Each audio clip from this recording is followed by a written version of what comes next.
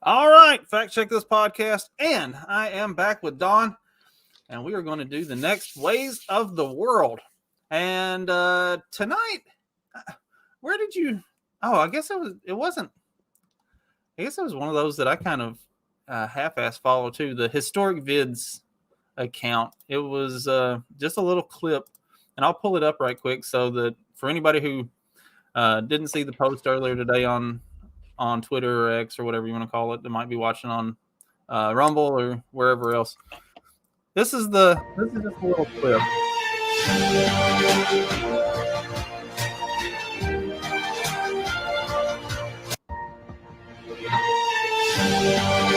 Nothing particularly outlandish, but it says, "Do you believe slavery ended or was just modernized?" And the idea of the wage slave, of having a job in our modern society being a form of slavery, it gets bandied about quite a bit.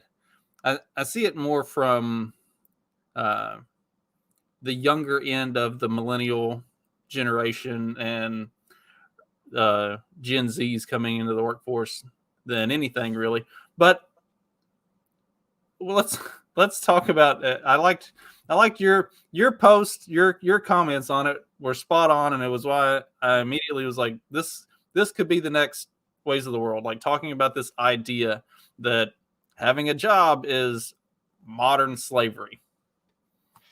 Oh man! So as I recall, because I'm much better at being pithy the first time around on the fly and less quoting myself. So when I fuck this up in about 3 seconds, understand that I am a wage slave of some variety. But that is to say that this all started over, this video and me, I think, quote tweeting it saying something to the effect of, why don't you go back and find a slave and tell him to put in his 2 weeks notice and see if he even understands what the fuck you're talking about? Because look, I get it. I do. I understand that the vast majority of people in modern day America are giant fucking pussies who could not quit their job because they are afraid of everything under the sun. Now, you might think that's not a courteous way to phrase this. And my thoughts on that is that you're a pussy. And so I realize equally that I am unrepentant, we'll say, but there is actually nothing stopping you from quitting your job. Nothing. Oh, Don, but I have a mortgage. Okay. Just out of curiosity, yeah, okay, you might end up homeless, or at least not living in that home if you didn't get a different job or start in some other fashion earning money. Yeah. Oh, okay. You foolish you, or rather, I guess, foolish me. The problem is foolish me, has this ridiculous expectation that things are not just given to you cuz. And I am not very interested in the idea that what we're going to do is give you stuff just cuz. I am not your mother. I know that because I am nobody's mother. On the other hand, I am somebody's father, and I have given those people plenty of things for plenty of years now. If you are not them, I'm not very interested in giving you things. There are some scant few people that doesn't apply to. You know, I'm married. The wife gets things. But for everybody else, go fuck yourself. And the real problem you have, and I can't say this enough, the real problem you have is that you want stupid shit, right? If you are the person who is telling me that you are a fucking wage slave, there is a near 100% chance you have whatever the current game console of your choice is, high-speed internet, a cell phone, that, by the way, has a data plan that you really legitimately don't need. You probably, to a near mortal certainty, are financing a car, paying full coverage insurance on that car. There is a way better than average chance you are paying at least 3 monthly subscriptions for entertainment, right? And on and on and on this goes. And yes, you're probably also the person stupid enough to finance Taco Bell, right?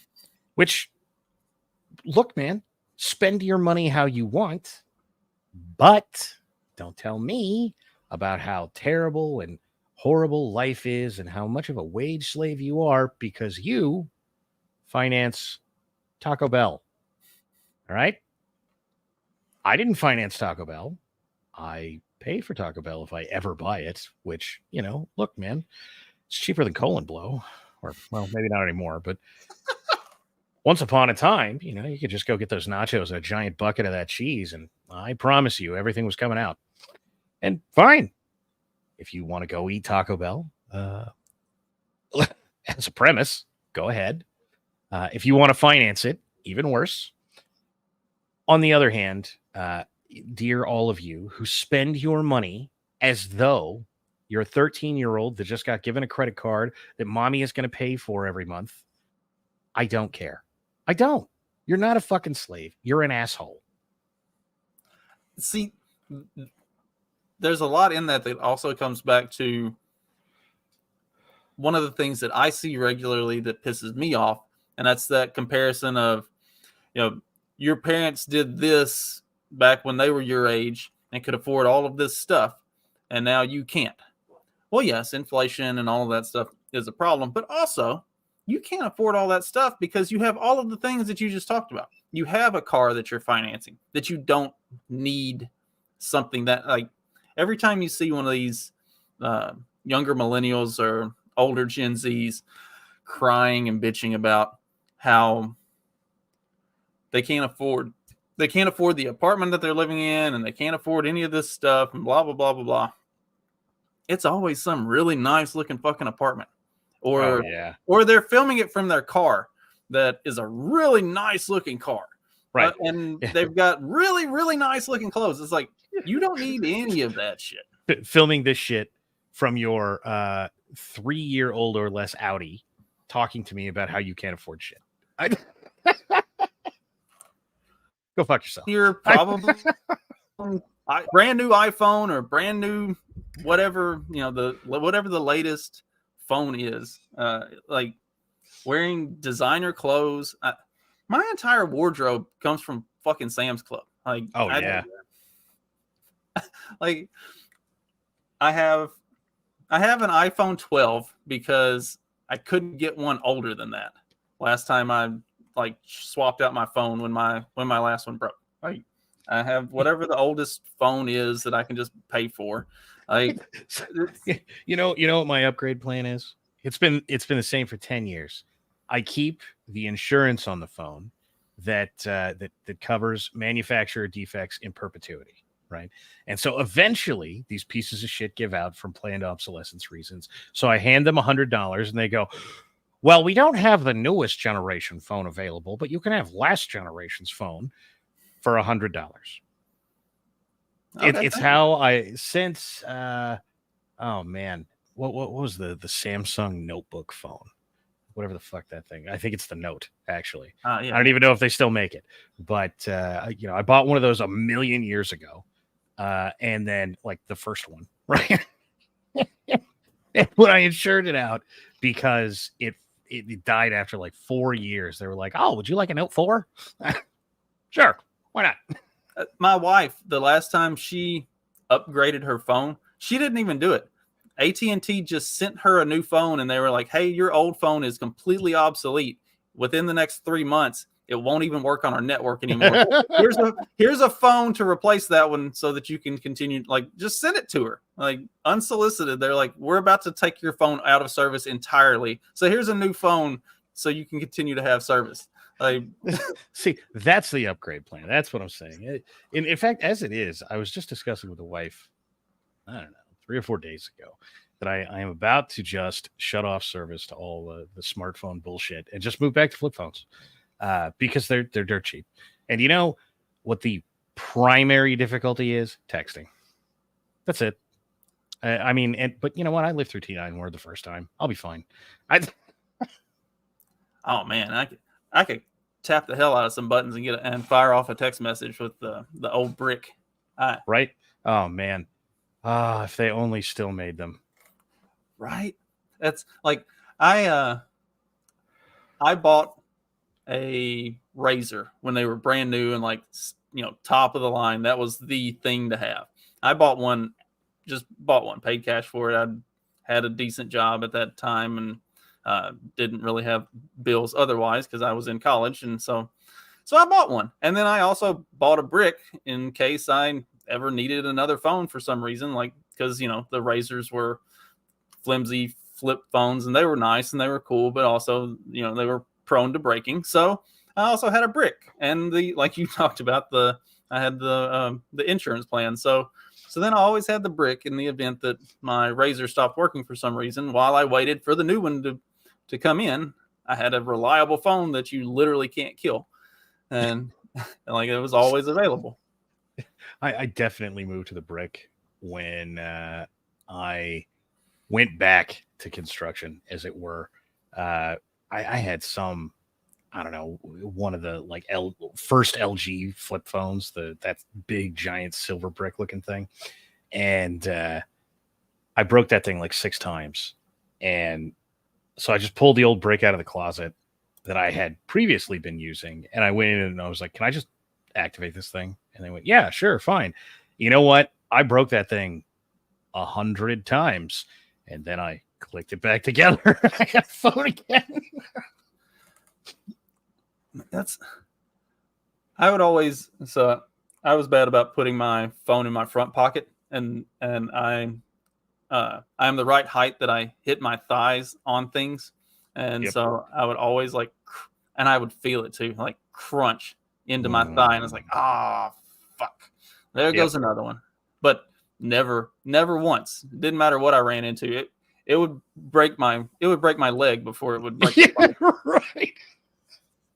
Oh man, I'm making body armor out of those things. I'm just digging But them up out of trash piles because they're still in there, still in one piece, right? But like that was when we were the age that these, millennials are now, that are bitching and complaining about being wage slaves and about not being able to afford anything. It's like I, we didn't have. I had. I would get talking about the gaming consoles and stuff. I would get PlayStation 2s from like friends who their PlayStation 2 stopped working for some reason, and I would strip those fucking things down, figure out which components still worked and which ones didn't, and just keep rebuilding my PlayStation 2 until I finally got a PlayStation 3. I don't know, like later on when I had a good job and could afford one. But like I just kept rebuilding PlayStation 2s forever and did the Yeah. same thing with controllers and everything. Like I didn't spend money on shit. So, and that is the issue, right? Is that most of these people very clearly grew up affluently and not a little bit, right? And they don't think so, right? You talk to them, as I have any number of times, and they will tell you, first of all, that a cell phone is mandatory, right? And their excuses for this will look something like, well, I can't even access my bank account without my cell phone, right? And my first thought on that is, you're retarded, right? And for once, being stupid does cost something, right? Sadly, you're not paying it to me. I, however, will accept your money just for being a retard. On the other hand, in the world of just brand new information to, I'm sure, tons of you, banks have branches, and those branches have doors. They're in buildings. They have the name of the bank on them. You can walk in. And when you walk in, not only can you access your bank account, you can get more access than you can get through the internet, right? It's just, I know, unfathomable, but true. Also, of some importance based on the rest of the conversation, those grandparents of yours who could afford stuff, they didn't have cell phones. They walked into branches. They, decent chance, didn't have a phone line they could call to talk to their bank. Like coin flip. Those things, dependent on which bank and how big it was, didn't really become things till the 80s, 90s ish. Yeah, somebody's going to tell me, yeah, Don, Bank of America opened a phone bank in 1976. That's great. All right. I'm happy that one did. It turns out that the entire country did not bank at Bank of America. Who knew? You could not call my bank or my parents' bank until about 98. All right. If you wanted to do something with the bank, you walked in. And by the way, if you could call the bank, it went to the receptionist at the front of the bank because that was the first capability to call that we ever got. I'm not your grandparents. I don't have grandchildren. All right. And so this wasn't all that long ago. And it turns out this is still functional, no matter how dickish those employees might be. Keep in mind, those employees are you. All right. Dear, we only count these things by generations and the boomers had everything so great or whatever. That's you. They're Zoomers and younger millennials. That's who's staffing those things now. Congratulations. I know you think there's no jobs out there. That's also because you're stupid, which probably is why you don't think you can quit your job. On the other hand, Indeed exists. Now, for those of you who don't know this, and that's probably all of you younger millennials and Zoomers, when I was wee and small and starting out, Monster didn't even exist yet. Not the energy drink, the job site, which you may or may not even know exists or existed. Indeed was not a thing. It wasn't even dreamed of yet. If I wanted a new job at the time, you know what I did? I talked to my friends and I asked them if they knew where another job was. Or I took a day off work and I went to places individually and went, hey, are you guys hiring? All right. Yeah, you'd ask your friends, you'd ask around, you're like, hey, is anywhere hiring? Like, where I've got to get the fuck out of where I am right now.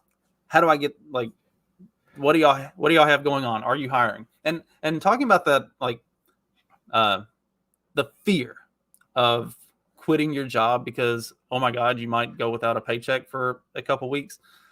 Yes, that's gonna be tough. That fucking sucks. I've been fired a few times. I've quit a few times. I get it. Also, there are plenty of jobs. And if you're just like competent and willing to put forth some level of work, you can advance pretty quickly. I left a job making about 90 grand a year to go make $11.50 an hour. And that fucking sucked. Yeah. But it worked out. I showed up. I showed that I was competent, capable, knew what the fuck I was doing, and knew how to actually apply the things that I learned over the course of a decent career to that industry, which was not something that I had ever done before. It was a completely new venture for me. But there were very obvious inadequacies with the way that they did things. And as soon as I showed up, I just started being like, hey, why don't we try to do this? And then within 6 months, I had gotten a raise. Within a year, I had gotten a promotion. By the time I left the company, they were just creating positions for me to justify giving me more money to keep me around because they needed me to do all of the shit that they didn't do and didn't even think to do before I got there. Like, if you're good at anything, just go be fucking good. Like, I don't understand this.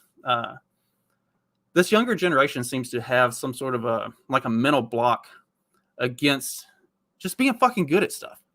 Like, oh yeah, it's okay to be successful. You can show up and show that you are smart and intelligent and that you are capable and have ideas. And people like that, it turns out. It's crazy, right? So there's two reasons, as far as I can tell, primarily for this. Specifically, once we start talking about Gen Z and the supremely young millennials, and those reasons are both basically Gen X, who likes to pretend like they never did nothing. Right?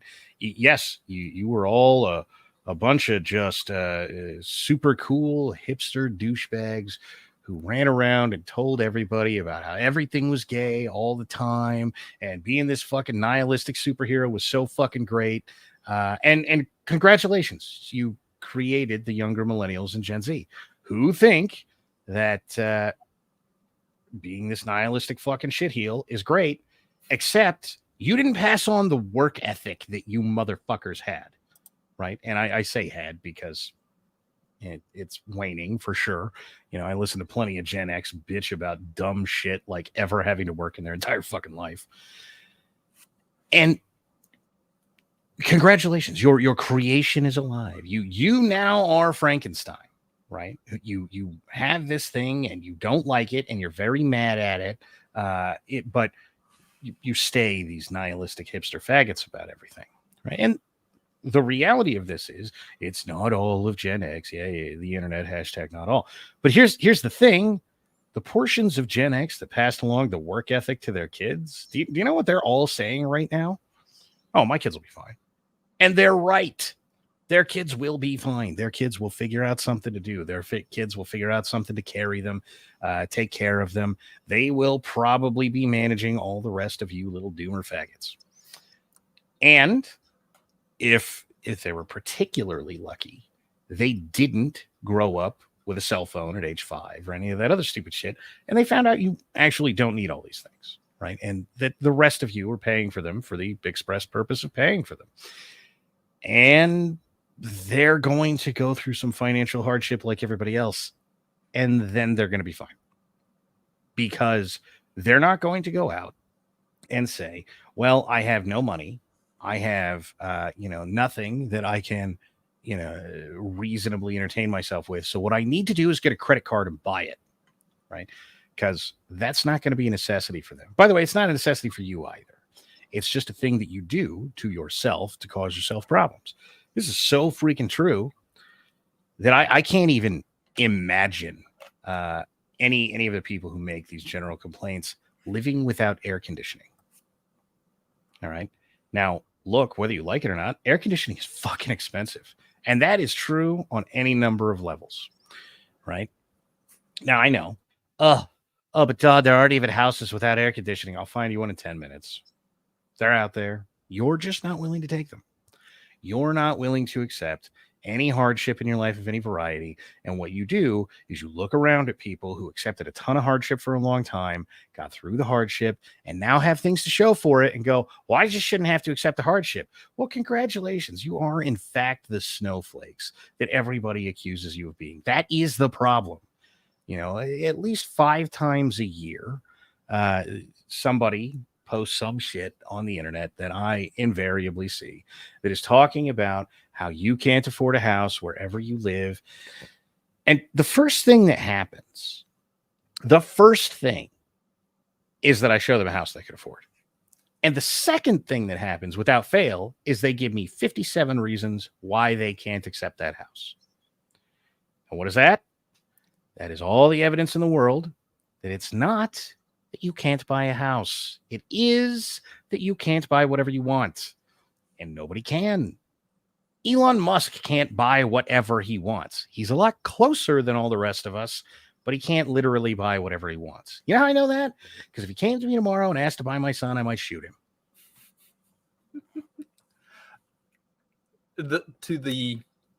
To the point of not willing to accept hardships and stuff like that. I remember when my stepson first moved into our old house where he's living now, and his first month there, his electric bill was like $300. I was like, dude, turn the fucking air conditioner off. Mm-hmm. Like, first of all, I got nice new windows put in that house. They all open, and it hasn't been that hot. It was like May, I think. It hasn't been that hot. Open the windows and just let the house air out a little bit and be a little bit uncomfortable. Get used to being a little bit uncomfortable, because if you want to keep the house at 68 degrees all the time, you're going to have a $300 cell phone or a $300 electric bill, and you can't afford that. Understand where you are, what your job is, how much money you make, and adjust your life accordingly. And to his credit, he's done a good job of getting that shit kind of figured out. Because I straight up told him, whenever I made the deal with him for him to move into that house and everything, I was like, you're responsible for all the bills. This is your house. You treat it like it's your house. I was like, I made the house payment and the electric bill payment the first month he lived there to give him a little time to get a cushion going. And I was like, and after this, like, if you don't make the payments, I will kick you out and sell the house. I don't fucking care. Yeah. Like, you have to be responsible for this. So figure out how to make it work and then make it work. And like I said, to his credit, he has done a great job of it. But like, this unwillingness of this generation to be even a little bit uncomfortable at all. Like, whenever they complain about how, well, you could buy this and y'all could buy that and y'all had it so much better and blah, blah, blah, blah, blah. We also did without. God, when I went from making 90 grand a year to $11 a fucking hour, I figured out all the shit that I did not actually need real quick. Right. Let's see. How much shit have I bought that I don't need to have? Okay, we're never buying any of that again. Right.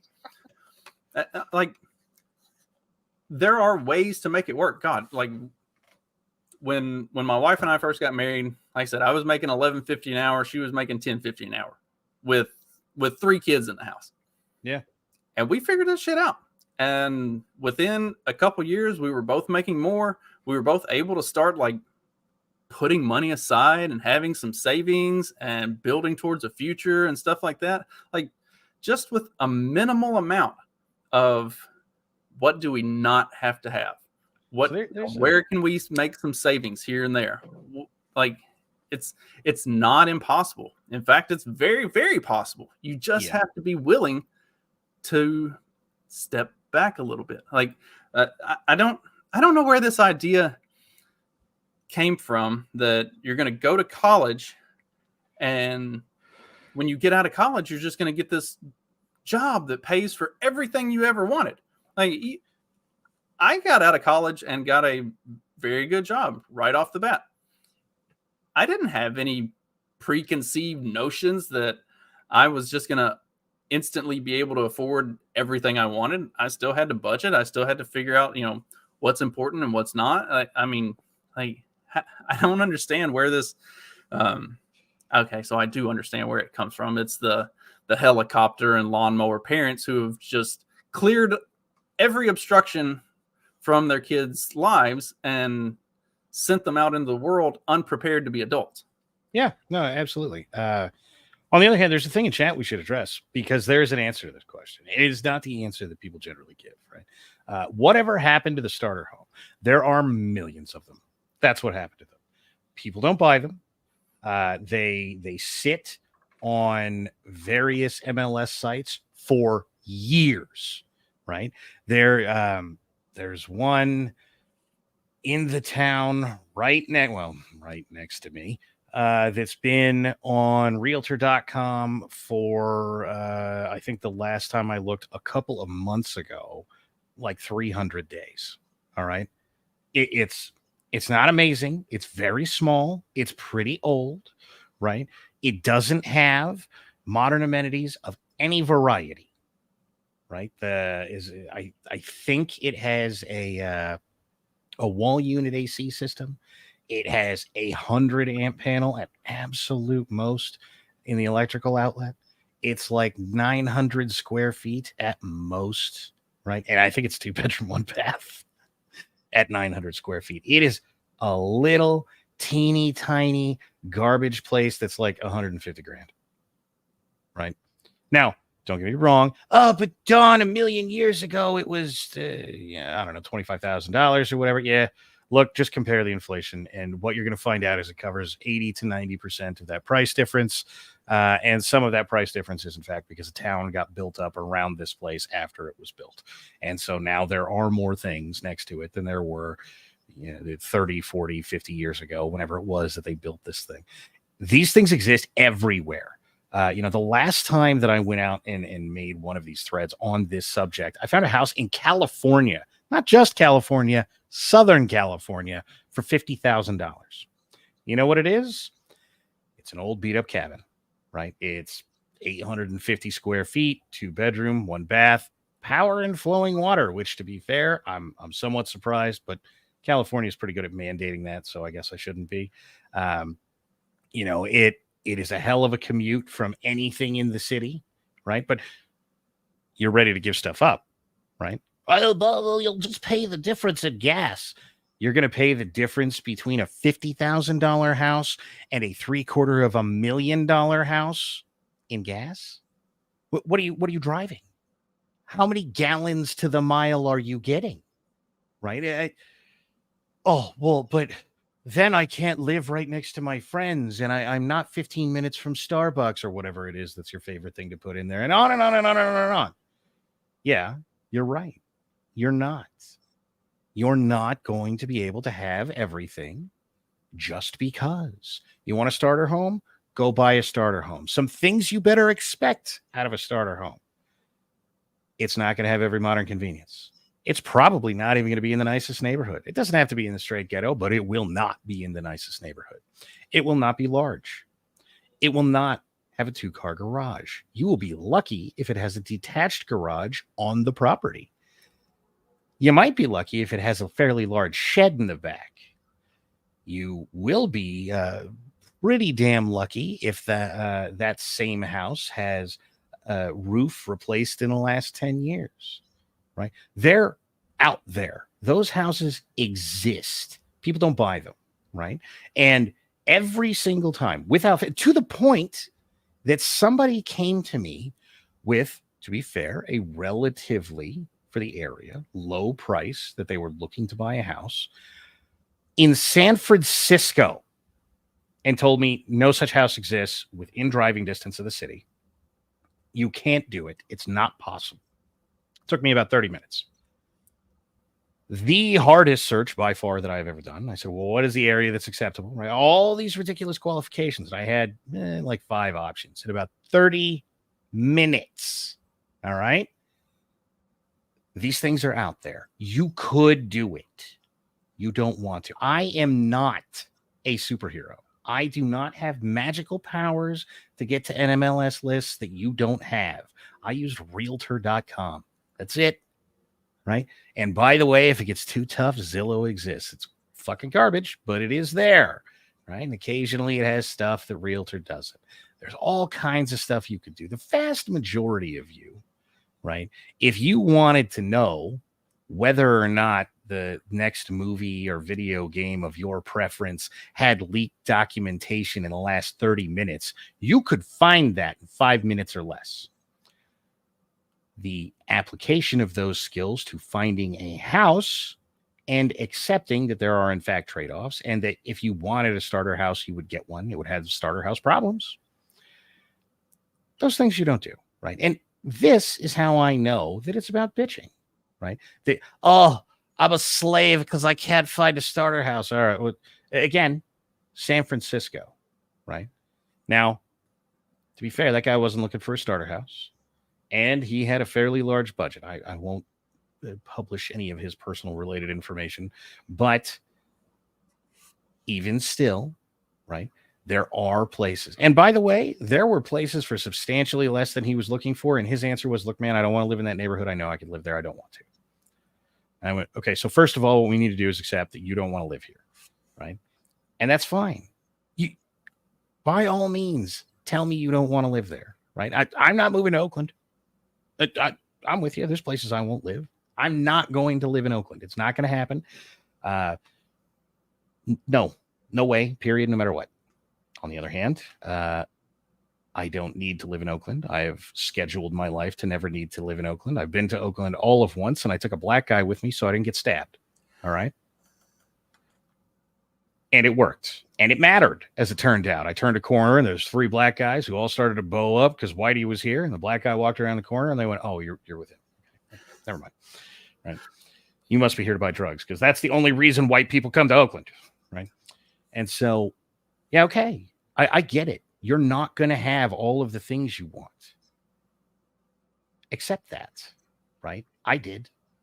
And look, I know I have told the story of buying my house. It's still not all of the things I want. It's a huge majority of them. And do you know what I did? I rented for 35 years or something like that, right? Of my life. My parents didn't own a home. My mom bought one when I was young and sold it, right? Um, so for basically 35 years of my life, I was in a rental home. And from 17 years or so, something like that, 18 to 35, 36, somewhere in there, before I bought my house. Why? I knew what I wanted. I knew what I was and wasn't willing to compromise. And when the time came to go, okay, it's time to buy a house now, I was very patient. It took a long time. Most of you, as far as I can tell, based on discussions with realtors, uh, like 30 days, right? From the time you start looking for a house till the time you buy one. It took me 4 months, right? And why did it take me 4 months? Because I walked into a bunch of houses, went, I don't think this is what I'm looking for. And I had some requirements, right, that were very relative to things that were going on in my life at the time. Not the least of which is I was running the show at the time. And I went, because I'm running the show, I have to have high-speed internet. And I either have to shut down the show or I have to have high-speed internet. There's no two ways about this. Has to happen. And so I had to shut down a couple of places that were otherwise perfect because no high-speed internet, no way to get it, right? And that sucked. I didn't like it, right? But I got to sit and be patient for months. So much that my realtor was like, can I just call you like once every 2 weeks or something? Yeah, that's fine, lady. It's, I realize I'm taking a long time and I'm a picky asshole, but I know what I want and I know that it's out there, right? And it was. That is partially because I had realistic expectations of what I wanted. I did not want to move into the center of, I can't even think of it. It's just a little city right off San Francisco. Soul lives there, or talks about having bought a house there. Real nice place, very expensive. It's all $1 million homes. I did not go to a realtor there and go, well, I'd like a home for $250,000. Didn't happen, right? The prior time when I was looking to buy a house, I went and I said, I want a house in roughly $250,000 price range. I was in California, just outside of a major city, right? And I knew that a $250,000 house is going to, in the 3-bedroom, 2-bath kind of vicinity that I was looking in, 1, it's going to be relatively rare. 2, it's going to take some time to find. 3, there's going to be some places that I don't want to buy a house and live, and that's fine. But the longer, you have to have a realistic expectation and be willing to wait if you want the bottom of the barrel pricing, right? That's how it works. Somebody will sell it eventually, but you have to have a realistic expectation. So your starter home is out there, right? Go find it. Go be willing to accept things. The first house that I bought after college, it was $50,000 in outside of a small town in Mississippi. Like, it wasn't even in town, and it was not nice. It was run down. Like the previous owners were older and did not take good care of it. When we first moved there, and we got a real estate agent, and they started like showing us around and showing us houses and stuff, I gave them like my price range, and she kept showing me houses that were at the top end of my price range in town. And I'm like, I'm not going to be able, this isn't going to work. Like, I'm not going to be able to afford this. I've got a wife and a newborn baby. Like, I make $47,000 a year. Like, even in rural Mississippi, that's decent money, but I can't live in this like house. I was like, pick the stuff that's at the bottom of the list, that's at the bottom of the price range that you think is not good enough, and let's go look at those, because those are going to be the ones that have the potential for what I need to do with my life to actually be able to afford to live.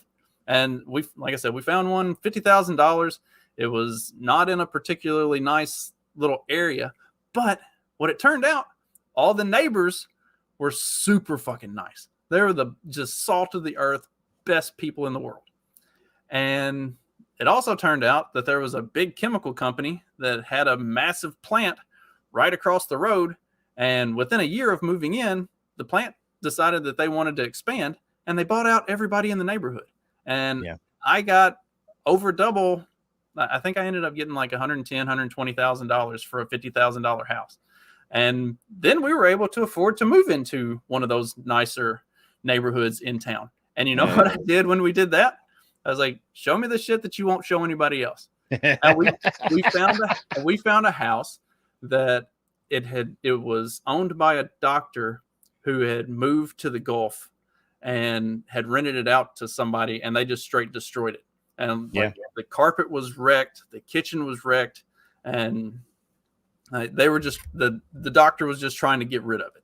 And so I was like, all right, I'll take it. The doctor was like super nice about it. Like while we were still in closing and going through all that, she like sent us a key and let us get in early to start doing some of the renovations and working on it and getting it fixed up so it would be ready to move into whenever we did close and I could move in.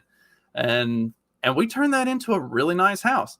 And then within a couple years, when my job was ready for me to move, we sold it for a lot more than what we gave for it and came out really good on it. Like the houses are out there, and you just got to be willing to maybe endure not quite what you think is your dream house. Yeah. But the cool thing about what's not your dream house is if you're paying that much less for the house, now you have a little bit extra capital to turn it into your dream house. The house that we have now, it was my wife's grandparents' house, and this thing hadn't been updated since the 60s. And whenever we moved in, I completely gutted out the entire house, redid it. It's a beautiful, nice house now. Like, you know, it's going to be hard. It's going to take work, but you can make your dream if you're just willing to find what works and then make it work. And that's the problem with this younger generation is they're not willing to figure it out and make it work. They want to just walk into it already being handed to them exactly the way that they dream that it should be. This retarded idea that everything's just going to be perfect and it's going to work out. You went to college, and so now life is just going to be handed to you on a silver platter. That's not how it worked for your grandparents. That's not how it worked for your parents. That's not how it's worked for any of your successful peers. What makes you think that that's the way it's just should work for you? What was that? Was that TV show Sweet 16 or some shit like that? I never watched this show, but I've been on the internet long enough to see the clips. There's some, I don't know. I want to say it's girl's 16th birthday, and that sort of shit. And they walk this girl out, and there's I want to say it is an Audi or something like that, or a Lexus, or not. It might even be a Mercedes Benz. It's not a Ferrari for all of you car guys out there. It's not supercars. It's not multi-million. It's not a Bugatti, right? But it's $60,000 to $100,000 for the car, even at the time, right? Fully loaded. It is a convertible. You can see the leather seats in it, and they walk around. She's holding her hands in front of her eyes, and they say, "Okay, now," and she starts crying, right? And you might foolishly, as I describe this, think she's crying tears of joy. No, she starts throwing a fit because it's the wrong color. Right now, I am watching this clip as it, goes past me, and I am thinking to myself, I didn't even own a car for about another 2 years from that point because I was a fucking poor. And when I bought one, even at the time, it was a 15-year-old Mazda. All right. And that 15-year-old Mazda lasted me like some 6 years before some asshole T-boned me doing something completely illegal. Right. Now, in that time, I spent hundreds of hours working on the fucking thing because I needed it to run. And it was a 15-year-old Mazda. Right. It was... Yeah, okay. It was cheap to work on, which was good because I needed that. But it was not fancy. All right. It was a stick shift in the era where automatic transmissions were becoming the norm, right? And it was Well, Don, you better learn to drive stick really well because I can't afford the clutch.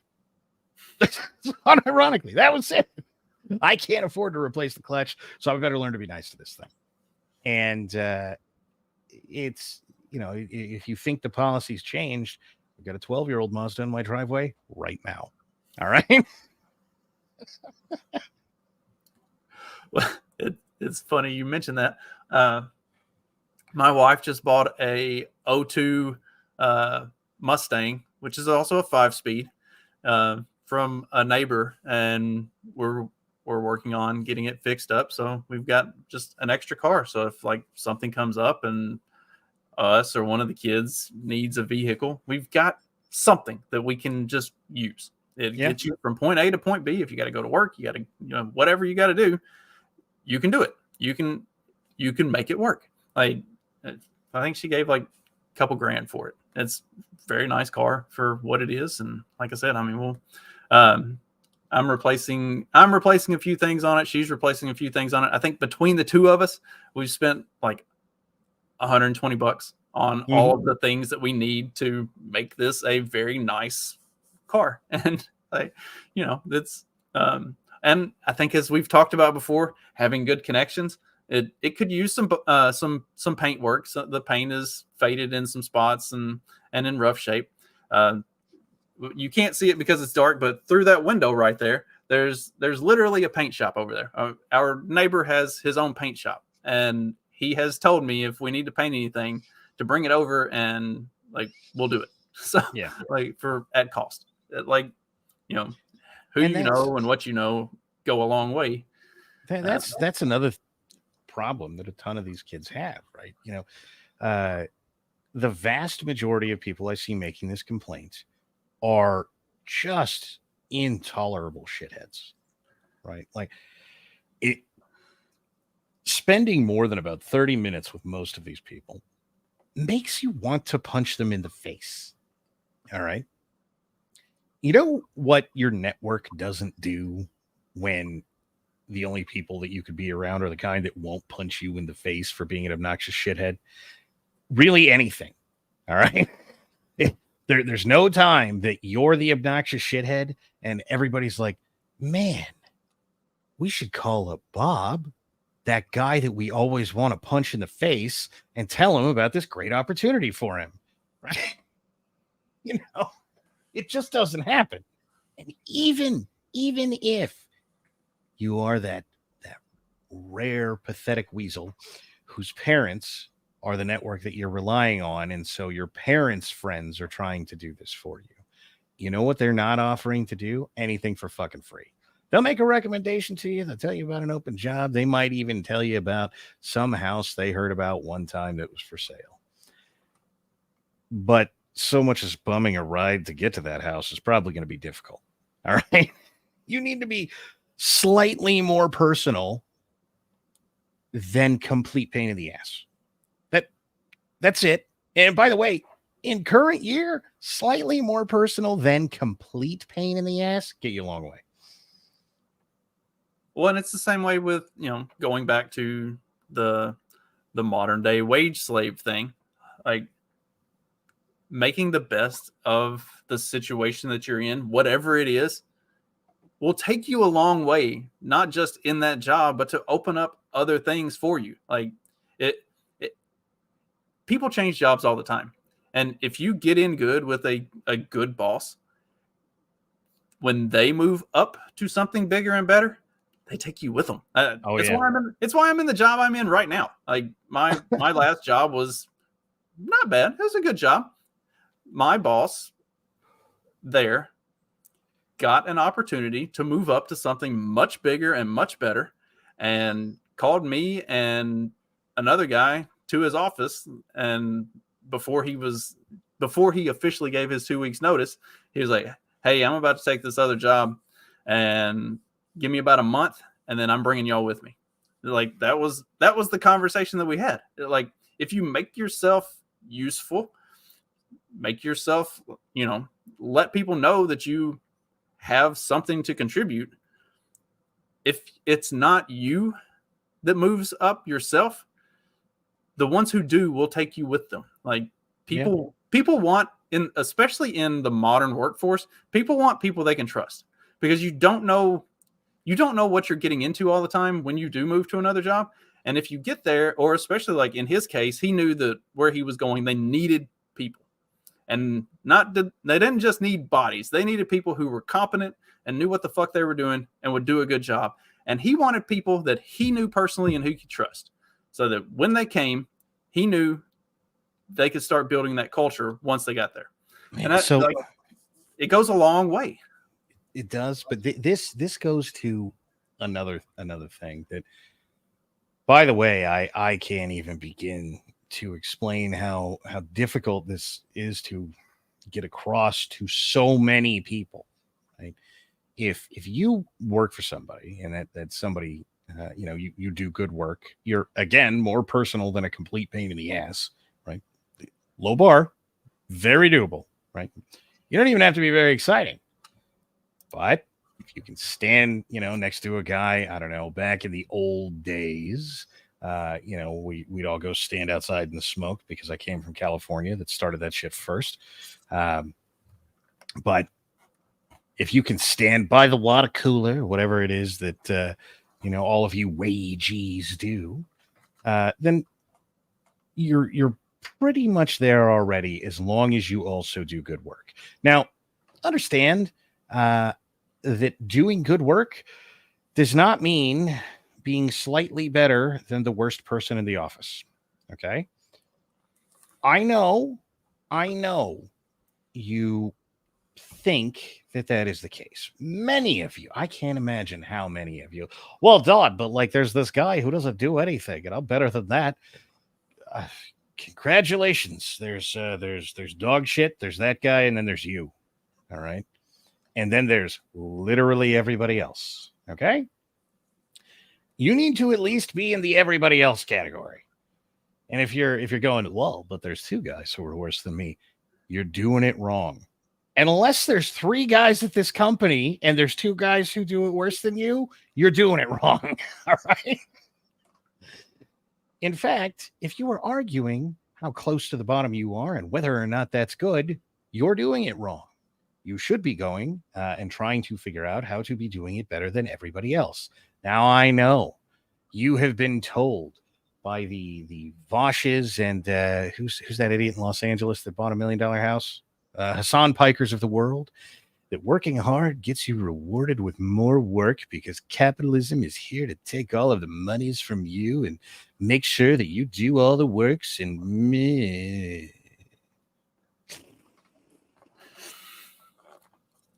All right. That is roughly what I think of this commie ass mentality.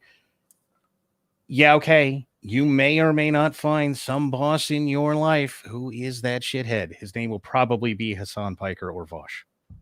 Just throwing that out there. It probably will be. But just in case it isn't, this is the time where you, one, develop some of that work ethic in yourself so that you are valuable enough to be useful basically anywhere. Even if you don't understand the job, you'll figure it out, blah, blah, blah, on and on. You'll put in the work. Yes, sometimes, in fact, very oftentimes, on your own time, you will put in the work to understand this job better. And that way, when promotion time comes and you go, hey, me, right? I do the shit. And they go, no, thanks.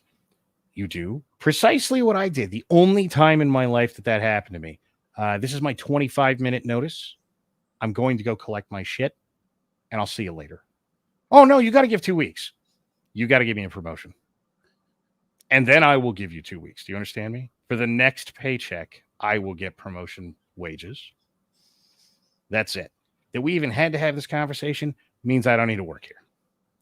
Well, that's very unprofessional. I won't give you a reference. Okay. And? Oh, my God, but Don, I was told that if your last job doesn't give you a reference, you're going to be sucking dick behind a bus stop. Well, as it turns out, that's not precisely true. But if it works out that way for you, maybe you just better suck the best dick behind a bus stop that you possibly can. Because if that's the line that you're at, you're doing everything wrong in life. I took something very, very seriously to heart. When I took a year off college and got a job. I got burnt out on school and I'd been playing basketball and I got burnt out on basketball. I just got fucking burnt out and I wanted to just go work and not deal with like, I wanted to not deal with the being a kid bullshit. And I wanted to like be an adult and have a job and do that stuff for some reason. Like I needed something else that was more fulfilling at the time, which is weird in hindsight, but whatever. So I got a job and I thought I was doing pretty good. Like I had some spending money and I was doing all right. And I was like, yeah, I was talking to one of my dad's friends and I was like, yeah, it's a good job. I get, you get 40 hours a week and make good money and all this stuff. And he said, successful people don't work 40 hours a week. He said, I can't tell you any time in my life when I've worked 40 hours a week. He said, don't let that be something that you think is an accomplishment. And any time I ever see this, oh, nobody working 40 hours a week shouldn't make a living wage. Number one, what the fuck's a living wage? Number two, if you're only settling for 40 hours a week, you are not going to be successful. Like you have set yourself up to fail already. Whatever this idea that you're only going to work 40 hours a week came from, you need to throw that fucking thing in a ditch and leave it behind. Because like when he told me that and he had 4 kids and a nice house, owned a hardware store, did all kinds of other stuff. Like whenever he was like, successful people don't work 40 hours a week. He's like, I was like, oh fuck. All right. Well, I got to figure out what I got to do to do better, because then I start looking at like, okay, this is how much money I make an hour working this 40 hours a week. And that's cool. But I'm a fucking kid with literally no responsibilities and I'm doing okay. One of these days I'm going to be an adult that has real responsibilities and this shit's not going to be okay. Like I've got to do more. And so like anytime and to a fault at times, I put in whatever was necessary to be the best at whatever it was I did. And it was detrimental to my first marriage in a lot of ways, but also me just being a dumbass might have contributed to that as well. But like, I set myself up with a work ethic and with a background and with enough experience and enough to show for it that I could go do anything and be super fucking successful and make all the money that I want to make just because I'm good. So I mean, therein is a question that I think none of these people actually ask themselves, which is, what do you want, right? Do you want to work 40 hours a week and take the life that comes with that? Or do you want to go work 60, 100 hours a week? And by the way, for those of you who think that, this is just old man winter talking, my first job, Monday through Friday, 12 hours, 4 hours on Saturday. My second job that I had for about 15 minutes was 4 hours a day or something like that. And then 40 hours a week. And I picked up some IT certification shit and picked up another job out of that was 50 hours a week. And then shortly thereafter, I did some construction at about 100 hours a week. And then I moved to the Intel Corporation where I worked about 100 hours a week. Shortly thereafter, I joined the Marine Corps where you work 168 hours a week and they ask you why I didn't put in more time. I got out and I worked for UPS as a seasonal job, 12-hour shifts, 5 days a week. Only because they closed the freaking warehouse on Saturday and Sunday. That's some total of reason. Shortly after that, I worked for Verizon, and I skipped a few jobs in here, but it all looks like this, right? There's only a couple of times in my life that I worked 40 hours a week, and it was a very temporary situation. It was always, this pays the bills today. What can we do to fix this tomorrow? And you know what? Every single place I've ever been, all of them, wow, you're super valuable.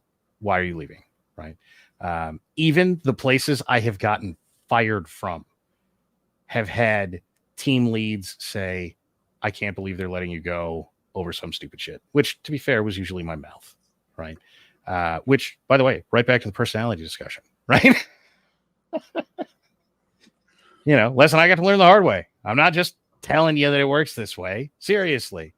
You tell people to go fuck themselves long enough, specifically if you work for them, and guess what? You don't work for them anymore. And so, and look, right now, today, I don't know, what time is it? 12 hours or some shit like that, right? It just, you're either putting in the work to get what you want or you're not. And it's pretty much that simple. And no, that doesn't mean you have to dedicate your entire life to work or whatever the gay shit your stupid, moronic friends are probably telling you. Yeah, man, I work at Starbucks 35 hours a week. And me and my 28 friends managed to rent this one apartment together. And I have to sleep with 4 dicks in my ass. But, at least we've got something. It's this capitalist society that's holding me down, bro. Oh my God, work-life balance. I need more work-life balance. It's like, yeah, I got work-life balance when I was in my mid-30s. Like before that, it was just work and try not, work and then try to get enough sleep to go back to work. And see my kids in zombie mode when I'm between the sleeping and the working stages. And that's another thing is you see all of these kids that they think that their 20s is supposed to be the best years of their lives. Oh yeah, y'all are stupid. Your 20s are when you are supposed to. It's when you are built for working your balls off. Mm-hmm. This is not the best time of your life. This is the time where you set yourself up for the best time of your life. Yeah. This is when you put in the work and kill your poor body so that 10 years from now, you actually have work-life balance. And it turns out by that point, you're kind of ready to stop killing yourself and start having some work-life balance and doing those sorts of things. But you've got to bust ass to get to that point. It doesn't just, you don't just fall out of the college tree and hit the successful branch on your way down and then land suddenly with everything that you ever hoped and dreamed for. Also, I mean, part of the problem of that discussion is the people and most people know somebody who did something like this, right? The guy who wanted to be a lawyer from the time he was 10, right? And so he's taking during high school, he's taking 2 college classes so that he can get the general ed out of the way so he can finish a bachelor's degree in, I don't know, criminal justice or whatever, so that he can go to law school. And so by the time he's 22, he's got a Juris Doctorate and he's a lawyer. And even as a brand new lawyer, he's finding out mostly that brand new lawyers get paid shit. And that he doesn't want to live like that. Right. And so they see these people at, 10-year high school reunions, Starbucks, whatever it is where you people eventually see one of these people, a guy who still talks to him or something. And you find out that by the time this guy is in his late 20s to early 30s, he's making $250,000 a year. Right. And he's, probably still single because he's been working his balls off his entire fucking life to be a lawyer. But he's also working 80 hours a week for his $250,000 because he's still not made partner. He's still not in charge of his own firm. He's still whatever it is, right? Whatever it is that lawyers do or doctors, right? These people who dedicated their entire life to this. And then these douchebags who are like, yeah, man, well, I worked at McDonald's at nights in high school. So it's basically the same thing. No.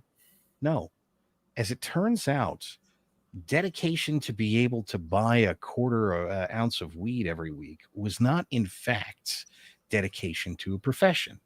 Now, I know this might be difficult for many of you stoner faggots to fucking comprehend, but in fact, I really want to get high and drunk is not as beneficial to your job prospects as you might think. Just throwing that out there. There are a handful of professions where that's not true. If your name is Cheech and or Chong, that worked out great for you, right? Everybody else, Snoop Dogg, Willie Nelson, them, all right? Not you, them. And you, who has all of the drive to become, the shift leader at McDonald's, probably not dedicating yourself to all of that country singing, comedy, or bullshit sound that Snoop Dogg makes that they call music, right? You weren't doing that. You were just being a retard, all right? And it turns out that just being a retard does not pay as well as being dedicated to something. I know. Look, your dad should have told you this when you were about 10, right? So what I'm going to do is I'm going to be the mean old man sitting in my chair. I'm going to be your dad. And I'm going to tell you that a little bit of dedication to your own life and improving it would probably help you. And improving it, as it turns out, is not seeing how high you could get. Talking about the the doctors and the lawyers and the ones that bust their ass for their entire lives to get to that point. You see people regularly that will look at somebody like that and they'll be like, oh, well, they had all of these opportunities and all of these breaks given to them, and if it hadn't been for this and that, I could have been that too. But like, I've also had a ton of opportunities and breaks that have fallen my way. What I have found is when you're putting in the effort and you're busting your ass, those breaks and opportunities come. When you're sitting around hoping that it'll happen, it's never going to fucking happen. Or if it does, you're going to be too fucking stupid to see it and to realize that that's the thing that you need to grab a hold of and go do. Like I talked about my first house. That's ridiculously stupid good luck that within a year of moving in to this, my mom called it the shit house. Like it was not a nice house. My mom was like, didn't want to come visit whenever we lived there because it was not a nice house. But was it dumb, like good luck that the chemical company bought us out within a year and I got over double what I paid for the house? Yeah, absolutely. And then I took that money and reinvested it into another house that I then got 1.5 times the value out of that house whenever I sold it. Like that was so dumb luck and then turn it into more luck later on. Like you don't continue to be successful by sitting around waiting for success to fall in your lap.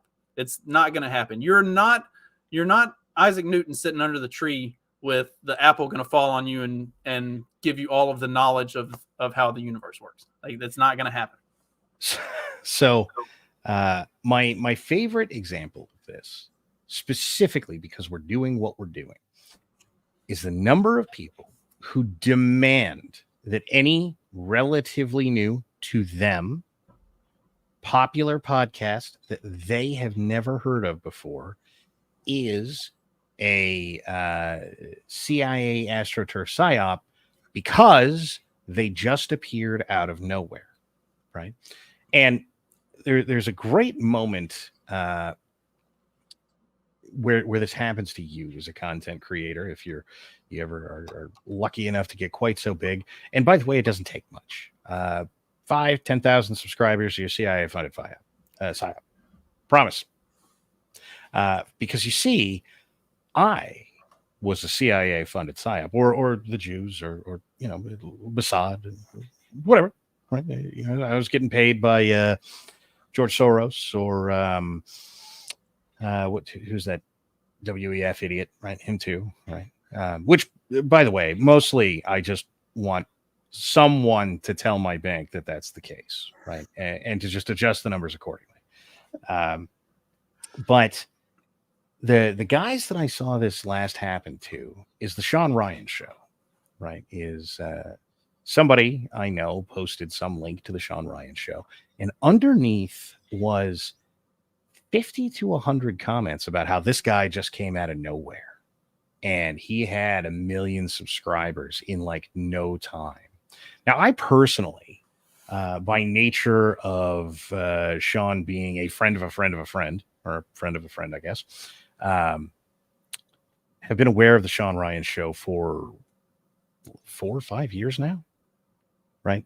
This guy had maybe 50,000 subscribers when I found him, if that, and by recommendation of somebody who knew him, right? And so I sat and I watched Sean grind out,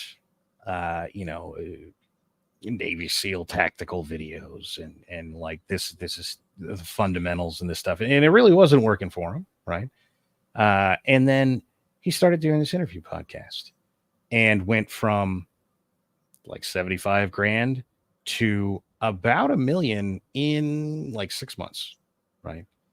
And you could argue, see, that's when the CIA started funding him. Right?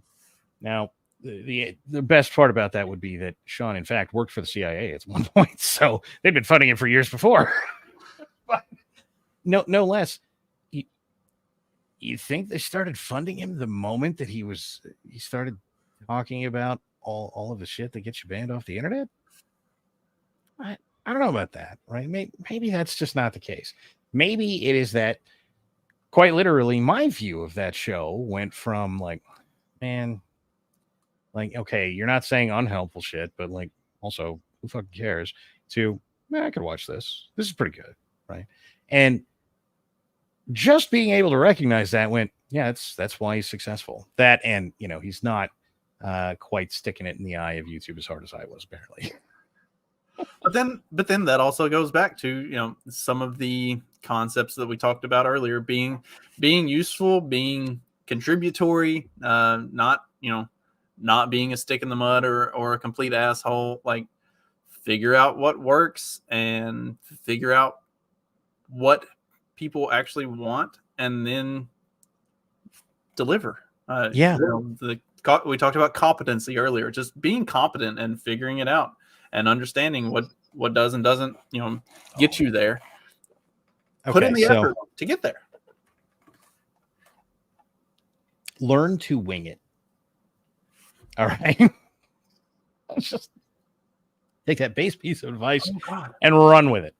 That's something. Try. That's something that the younger generation, like you don't see. They have such a they're so apprehensive about failure. Like, if stuff does not go exactly the way that it was taught to them in the classroom, then suddenly they just completely lock down and like, oh my God, I don't know what to do. I don't know how to do this. Like, just fucking wing it. Figure it out.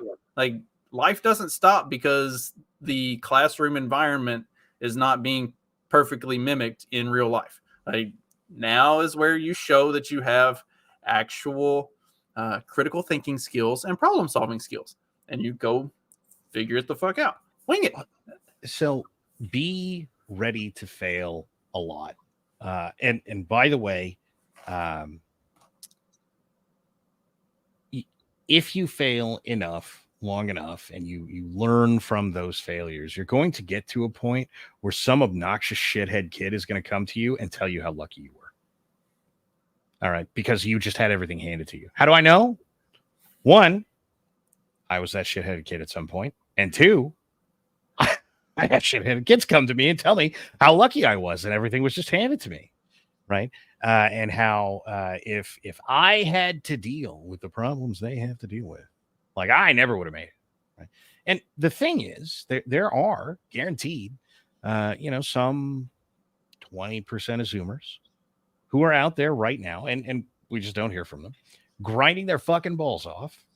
And in 10 years, Generation Alpha is going to come to them and go, well, you Zoomers might have thought you had it bad, but there's a lot of inflation right now. And like, the interest rate on buying a home is super fucking high. And like, if your generation would have had to deal with this, like, it never would have happened for you guys. Right. And I realize that you're young and you know everything, and you have examined history as taught to you by complete retards for at least 15 minutes. But it turns out that things have, in fact, been hard for people before, right? Which, by the way, is, whatever you say, old man, it wasn't this hard for you. Yes, it was, right? And it'll be this hard. Oh, but Don, right this moment, this exact thing. Okay, just out of curiosity, are you planning on living for more than the next 2 years? Because if not, if you're 19 and you have a terminal cancer diagnosis and you're like, man, I can't buy a house in this place that I really want, like, yeah, you're the one. It's you. Okay. You got me. You're the one. There is no time to change this. There's nothing you can do right now to prepare for when an opportunity knocks on your door, because you're going to be fucking dead in 18 months. Everybody else, you'll be okay. All right. It's going to take time. You're going to need to fucking do a bunch of things that you don't want to do. It's going to be hard work. You're going to have to make sacrifices, and those sacrifices at some point will pay off as long as you're disciplined about them.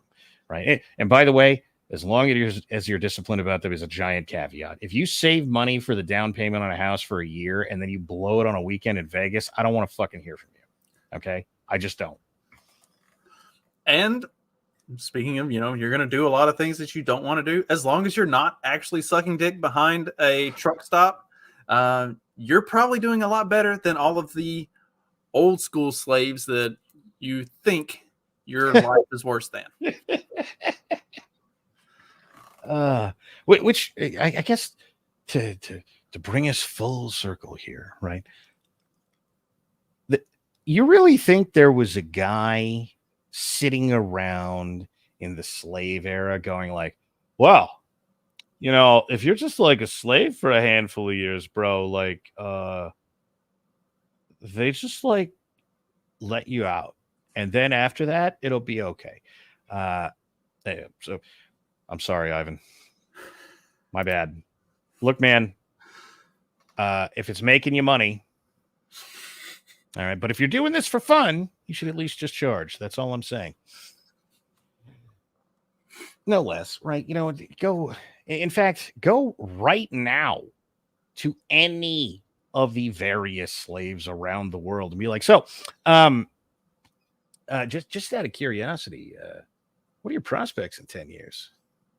Like, you think the sways in the economy are going to be good or bad for you, or like, is there a group of you guys who are like, well, if you just suck that dick harder because you're probably a sex slave, then eventually,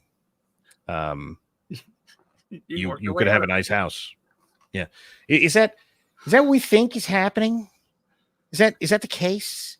Was Epstein Island like a private school? Is that what you fucking think is happening? Like, oh yeah, you just go to Epstein's Island for a while, and then after that, they move you to New York, right? It's not fucking slavery. That's right. Tell them that you don't want this starter house because it doesn't have the right color carpet or whatever. Right. I need you to go. I need you to go find the people who are on Epstein's Island and ask them if during their time there they would have accepted a house that wasn't in the nicest neighborhood. All right. That's all. That is the line, right? Because if they wouldn't, like, well, all right, I'm getting raped 20 times a day, but I don't know if I could live in a not great suburb. Have you seen literal slave quarters? I mean, right. I mean, to be fair, if you've been in the Navy, then you have, or if you got an MU. But for everybody else, it's probably a foreign concept, But it's so fucking ridiculous. You're not a victim. You're stupid. Okay. Now, to be fair, you might be a victim of stupidity, but you did that to yourself. Okay. Now, one of you, being as this is the internet, probably had a brick dropped on your head when you were 12 and actually have a 68 IQ, right? And that was your parents' fault. I am not your parents. Don't blame me. Okay. That was mom's fault or dad's fault or whoever dropped the brick. Okay. You also may not be able to improve your life substantially based on wherever you are and whatever you're doing. On the other hand, you could probably go run in the Special Olympics. You probably have to stop eating Twinkies, but I get it. You're retarded, literally. and you have some difficulty finding a job that is more than I don't know, whatever it is you do now. On the other hand, you know what's really fucked up about this? I have known a ton of retarded people, not just because I was Marine, but also because I had some family members and friends and what have you that worked in like special needs facilities at various points. And, you go down to the retard hut and there's a guy digging a ditch for like, at the time, $8 an hour or something like that. And that dude's happy. You, who are probably making the equivalent of $12 or $15 an hour, for whatever it is that was that times $8 an hour, you are fucking miserable. The retard is happier than you. It's I graduated with a boy. We went to school together from kindergarten all the way through, and I don't know what it is exactly, but he's slow, and like he was in the special needs class, and all that stuff. He has a full-time job. He makes decent money. He has his own place. Like he gets around. Every time that I go home and I see him, he remembers me and he talks to me and he's doing good. And like, how is it that people who are like just minimally functional in life are doing better than some of these like late millennial and Zoomers that have seriously had the whole world handed to them and can't fucking figure out how to just make it work? You know what the difference is? I've never even heard of this guy before this moment. I don't think we've ever talked about him. Is that fair? Yes. Chances are good. This guy likes something that is food, right? And if you brought him some, the first words out of his mouth would be thank you. Right after that, he'd be smiling, right? And right after that, he'd be doing something that demonstrated he in some way honored or cherished this gift that you just gave him, right? Those are the three things that would happen. Order up in the air, right? Again, some various quantities of the various slow types, I guess, if we're going to be politically correct, and I shouldn't say retarded